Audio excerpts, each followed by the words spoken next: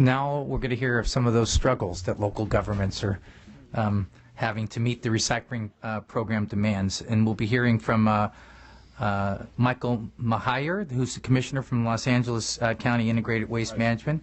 Mahajer, excuse me. Kevin Hendrick, who's the executive director at Del North Solid Waste Management Authority, and Rob Darcy, the manager of Santa Clara County Hazardous Materials Program. Thank you, each and every one, for coming. And we will start with You want to go first, or you want to do Mr. Darcy. Mr. Darcy. That would be me. Good afternoon. Thank you. I am a hazardous materials program manager for the County of Santa Clara. I always start out with saying I have the unfortunate job of running one of those household hazardous waste programs because, frankly, we do sit at the end of that pipe. I've requested that a handout be passed out simply because a picture tells 1,000 words. And the moral of that story of the handout is simply that if you look at the bars, they just continue to go up. But what is important here is that this is local government, and I have that data, and I've been managing this program for over a decade. Local governments are getting squeezed, and I know you've heard all this before. It's very, very difficult to figure out how we're going to fund these things, but we wind up, and as Assemblymember Miller brought up, we have Prop 26 looking over our shoulders. And that is an extremely challenging and yet unsettled situation. So we have no idea whether or not we have the ability to even sustain what we're doing today. But we're looking at these increased participations by our residents. We're looking at increased volumes they're bringing in. We continue to raise fees. And sooner or later, it, as you can probably see, it is somewhat unsustainable unless we pull yet another rabbit out of the hat. On the flip side of that very same sheet is an example of how product stewardship really does work. And what I consider what we've done with our relationships with some of the retailers, where they're physically accepting batteries, fluorescent lamps, a few are even taking paint, is that we've shifted that government collection activity, which of course saves money. But what really speaks volumes is the fact that in 2004, 100% of what was collected and managed by the county was completely collected and managed by the county. Today, in 2011, and I brought out just two examples, for batteries, having created retail partnerships, and let me explain that real quickly. That just simply means we've gone into the Orchard Supply Hardwares and the Ace Hardwares and said, can you please collect batteries for us, be a depot. And when the box is full, they call Rob Darcy. And I go get it, and we pay for them and recycle them. But what speaks volumes here is that in the course of 6 years, we've taken, 7 years, we've taken that collection activity. And in the case of batteries, 90% are now collected at those retail locations. In the case of fluorescent lamps, 80% is now collected at those fluorescent lamps. No, I mean, what's the what is managed by the county? Yeah, okay. So in other words, not 90% of the batteries that are out there. Sure, sure. Just want that clear. So we have, and that's why I started with 100% was collected by the county. Right. We've shifted that. Now, the net result of that, of course, is that we've saved a tremendous amount of money just in the collection activity itself. If I could only turn to Carl again and say, now they're in my shop, come get them and pay for them to recycle, I could save hundreds of thousands of dollars more. And in the household hazardous waste field, we have a $100 million a year problem that faces local governments in the collection of those materials. So I also want to just point out that household hazardous waste programs implemented by counties reach statewide 5% of the households. So that begs the question, what are the other 95% of those households doing with that stuff? So the success rate is not particularly great. And I'd certainly like to take Carl up on that kind of a situation where Industry should do it, can do it, and probably can do it better. I'm the first to admit. Lastly, I guess I'd simply like to say that in the event of product stewardship organizations coming to help manage these kinds of products, particularly, by the way, the hazardous ones, I think they'll find great partners in local government. So thank you for your time. Thank you. Mr. Hendrick. For the record, I just want to tell you that because it's at the far end of my district, I know it's well, it depends on how fast you drive, Kevin, but a 7 or 7.5 hour drive. So thank you for getting. You may not have come as long a distance as the other speakers, but probably took you about as long to get Might here. have taken as long, yeah. Thank you for pointing that out, and I'm glad you appreciate that. My name is Kevin Hendrick. I'm the director of the Del Norte Solid Waste Management Authority, and we're a regional agency that represents the city of Crescent City and Del Norte County. In the interest of full disclosure, I'm also the vice chair of the California Product Stewardship Council. Heidi didn't tell me whether I had to have a complete disclaimer, but these are my opinions, and take them for what they're worth. Thank you for the opportunity to come here and share my thoughts on product stewardship and extended producer responsibility. I want to thank Bob and Heidi for putting this program together, and I expect it will continue to be interesting. I especially want to thank the committee members and Chairman Wajkowski and my own Assembly Member Wes Chesbrough for holding this informational hearing. I heard that you were taking some heat for even having this meeting. Is that true? Not so much. Well, no job. Nothing to worry about. Okay. Well, I can assure you the information I'm about to share is not dangerous. Crescent City in Del Norte County is a rural area on the north coast of California. It's about 350 miles from Sacramento and just 20 miles from the Oregon border. We have fewer than 29,000 residents and about 1,000 square miles. And I'm here to represent the rural perspective, but don't worry, I promised I wouldn't cuss or spit or wear my straw hat. So there we go. My interest in product stewardship is purely practical. My agency owns the only solid waste facility in our county, and we run a one-stop drop for all waste and recycling. We're the first agency in California to adopt a zero waste plan. We have a state-of-the-art transfer station, and we have exceeded our state mandated recycling goals. By almost any measure, we provide a very successful program of services in our community. Almost. Over the last 20 years, we've seen an increase in the hazards and toxicity of product waste. One by one, the state has banned hazardous products from disposal in the trash. Today, paints, treated wood, batteries, TVs, electronics, fluorescent lamps, and needles have all been banned from disposal. Banned from disposal. Problem solved, right? Wrong. Turn the page. These disposal bans are only a half measure. These disposal bans, these products were only banned from disposal, but no plan was ever developed to provide an alternative. We can tell our customers that they can't throw these products in the trash, but what can they do? Sometimes taking half steps doesn't bring you halfway to your destination. It's sort of like saving money by buying only 2 tires for your car. You're going to get really good gas mileage, but you're not going to get where you're going. It's not going to get you there. It was assumed that local governments would step up and find a way to collect these banned products, and we have tried, but subsidizing the disposal of these hazardous products through general tax revenues or solid waste fees currently costs us about 5% of our annual budget, and I think it was mentioned earlier, we capture about 5% of all these wastes. The rest is completely unaccounted for. Now, I'm not an elected official or a lobbyist. I'm only a minor government official who doesn't get out much. But I am working on the front lines, and I'm here to report that we're losing this battle. Collectively, we are failing. This system needs to change. This is the reason that my county, my city, my agency decided to join the California Product Stewardship Council. Through CPSC, we're advocating a better way. Product stewardship and extended producer responsibility. What did I say, Wesley? Are you still with me? Still with you. Okay. Only good things. So don't let anybody tell you that product stewardship is not possible. I think it's entirely possible today. There's people that don't support this in this room. But in remote, rural Del Norte County, we've established a model take-back program for household battery recycling, thanks to a grant from Cal Recycle. We have all the elements of an ideal product stewardship take-back program.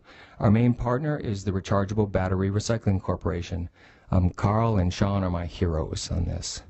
RBRC is a perfect example, perfect model for a product stewardship organization. They started to recycle only rechargeable batteries, but in our case, RBRC agreed to work with us to expand this program to include all household batteries. RBRC provides the battery collection boxes to the stores for free, so we were able to go to all of our retailers and tell them that they could have this option. And when those boxes are full, RBRC pays the cost to ship those boxes to the recycling center at no cost to the retailers and no cost to the customers. The response from the retailers has been very positive. The customers appreciate the convenience of bringing batteries back to the same place that they buy their batteries. And the retailers reap new business from returning customers. Since this pilot program began in our county, we've achieved a 4,000% increase in battery recycling. This program can easily be expanded to all of California. Well, maybe easily isn't the right word, but I'm an optimist too, Wesley. But this can't happen unless everybody's required to do this. If only the responsible companies participate, this puts them at a competitive disadvantage to the companies that do not. The state must level the playing field. In summary, the cities and counties of California are being flooded with hazardous product waste, and the best efforts of local governments are failing to collect more than a small fraction. It's time to try something new. It's time to try product stewardship and extended producer responsibility. I thought of a little extra credit homework if you want to test this out for yourself. Next time you go to your home district, go into your house, find your household batteries. You probably have them in a jar, a box, maybe a big one, because what do you do with them, right? Try to find out what you're supposed to do with them. Check in your county to see where you can bring those batteries. See how hard it is, or easy.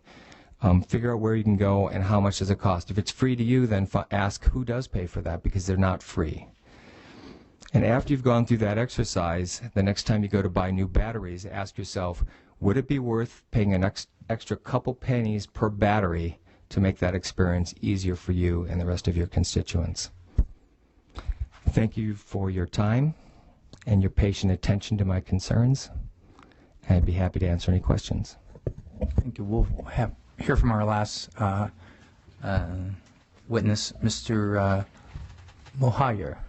Mohajer. Cheers. And Mr. Chesborough and Mr. Chesborough and I, we have been Doing this stuff for a while. involved with the garbage business since enactment of AB 939 back in 1989 and Probably even before that. 90. Well, but anyhow, I want to thank the committee for allowing me to be over here, and I'm standing before you today as a substitute for Council Member Margaret Clark. She unfortunately got sick, and so I got the good news or the bad news that you got to get on the plane and make it out there and change the plan. So if I repeat or read some of my stuff, my apology in advance. As a little background about myself, I've been involved with the waste management for about 40 years, about 1/3 of it with the private sector as a private engineering consultants and a producer, and the rest of it with the County of Los Angeles. And I used to run the County of Los Angeles programs, one of which was solid waste management plan. And I retired from the County of Los Angeles 8 years ago, and I don't work for anybody. I just do strictly stuff on voluntary basis on my own. And I'm a commissioner appointed by the County Board of Supervisors on the task force that I'm representing before you. So a little information about this task force. This task force was formed pursuant to AB 939, and they are responsible to coordinate all solid waste management planning for county-wide basis and all the 88 cities, including the city of Palmdale, for example, and the city of Lancaster, and also getting involved with the 2 landfills up there. We serve a population of approximately 10 million, And before you, just to say why the task force is in support of the extended producer responsibility, being involved with the issue of solid waste management for the huge metropolitan areas.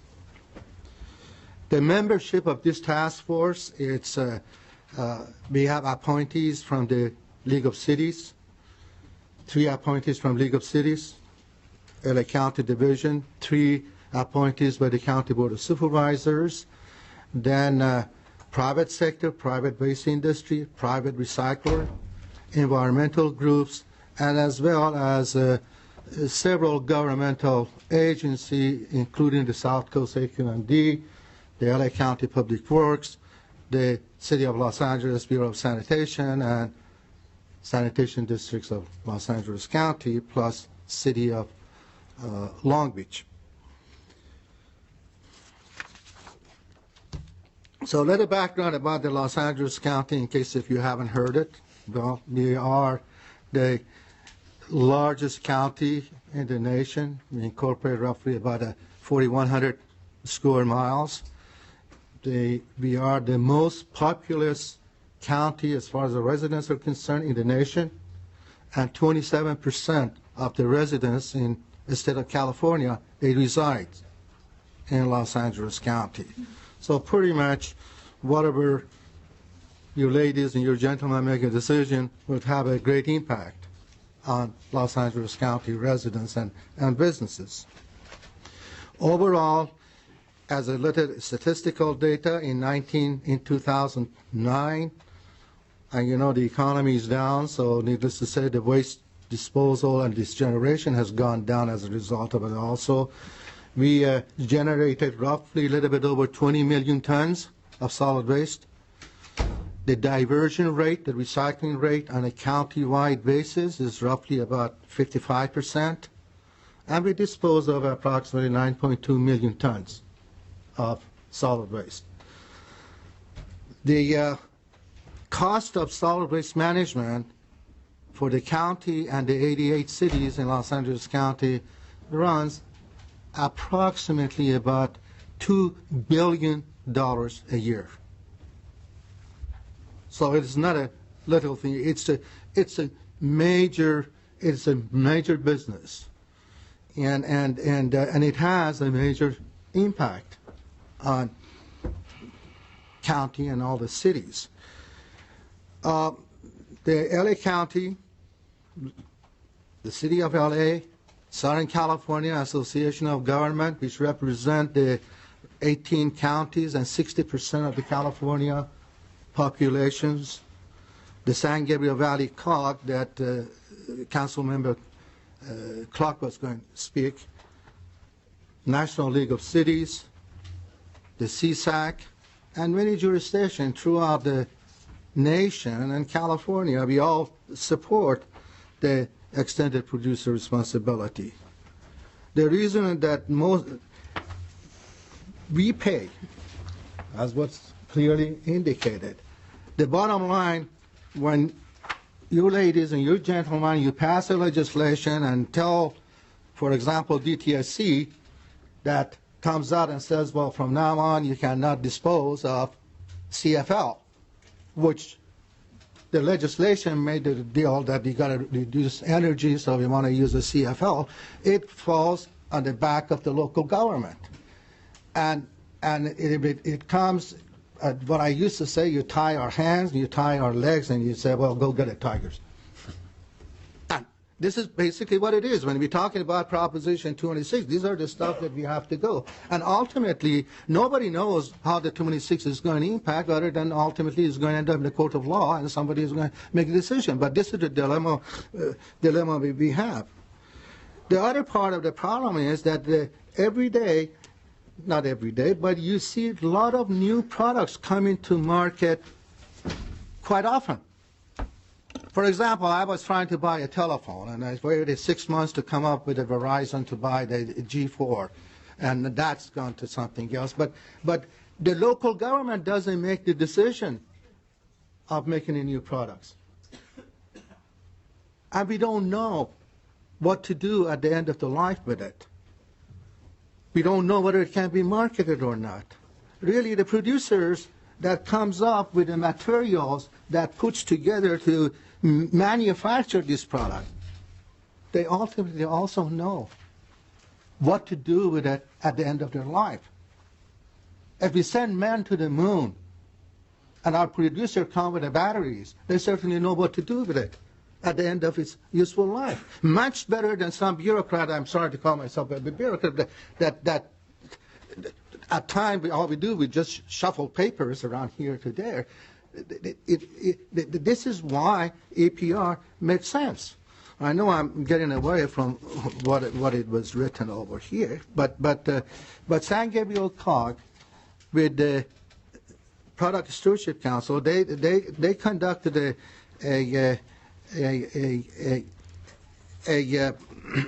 project to find out what the community knows about the management of the battery and the management of the CFL. This is some example. And this is for the San Gabriel Valley COG, which has about 30 or 31 cities, depending on one city wants it to be in there or not. And the county unincorporated areas such as Hacienda Heights, Roland Heights has a population of 250,000 for the unincorporated area. So it's a huge area. And the result of the survey that came out, the half of the public says they know that the batteries and CFL are not to go into the trash. 60% knew about the batteries, 42% knew about the CFL. But almost the same percentage, when it came out, well, what do you do with it? They said, well, they throw it in the trash because recycling is inconvenient. There are no places for them to take it. And 85% of the people that they were interviewed, they said if they are willing to, let's say to recycle, I like to use the word divert the stuff, if they can take the materials back to where they purchase it, to the retailer that they usually visit. And finally, they also came up to the conclusion that the fairest way is that this is consumers see it is to let them pay the cost of the management and don't socialize it all over for the taxpayers and the ratepayers. And there's a significant difference between the taxpayers and the ratepayers. From my perspective, if I pick up your garbage, well, you're a ratepayer. But if I come and charge you and you're not involved with my special district, then you become a taxpayer. Mr. Mohajer, since we're pressed for time, could you conclude your comments? So with that said, we really feel that extended producer responsibility, it's one of the best way to manage solid waste that we're generating, and it's also the least costly to the local government. But also, one other important thing is that we like to say, and in the task force we really believe this, we need to create jobs in California more than anything else right now. That this recovery and remanufacturing of what we divert in California is most important. Basically, most of our recyclable goes to Pacific Rim countries and China, where part of it got incinerated, and part of it gets remanufactured. But we are shipping our jobs and commodity to other states and other countries. So what we need to do is to create the job in California and allow the remanufacturing of these products, what has been diverted and recycled in California, which means we have to change some of our rules and regulations to allow this type of facility remanufacturing to be developed in California. Well, thank you. Thank you very much. Members, do we have questions for this panel of local government? All right. I do have a really quick question for Mr. Hendrick. You talked about the dramatic growth in the battery recycling. Was that simply the result of having the containers available throughout the community, or did you also engage in some additional educational or incentive process? The grant that we got from Cal Recycle helped us give a big boost to the advertisement and promotion on the front end, but it's primarily because we're in 26 different locations, 24 retail outlets across the county. It's convenience. We'd still take them at the transfer station, but we went to every place that sell batteries, and majority of people we talked to, especially the local stores, agreed to take these battery boxes, and they just jumped on board. Thank you, gentlemen, for your testimony.